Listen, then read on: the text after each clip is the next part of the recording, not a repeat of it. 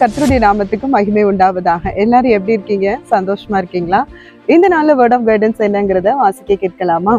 ஆதியாகமம் 49:6. என் ஆத்துமாவே அவர்களுடைய ரகசிய ஆலோசனைக்கு உடன்படாதே, என் மேன்மையே நீ அவர்கள் கூட்டத்தில் நீ சேராதே என்பதாக. தகப்பன் மகனை ஆசீர்வதிக்கும் போது இப்படியாக சொல்லுகிறார். ஆம் தேவ பிள்ளைகள் எப்படி செய்தாங்க, அவங்களுடைய குணம் எப்படி இருந்துச்சோ அதை வைத்துதான் இந்த தகப்பனார் ஆசீர்வதிச்சாரு. அப்படி ஆசீர்வதிக்கும் போது இந்த பிள்ளைங்க ரகசியமா ஒரு ஆலோசனை பண்ணி ஒரு பெரிய ஊரையே எரிப்பதற்கு காரணமாயிட்டாங்க. காரணம் என்ன தெரியுங்களா? அவங்க கிட்ட இருந்த கோவங்க.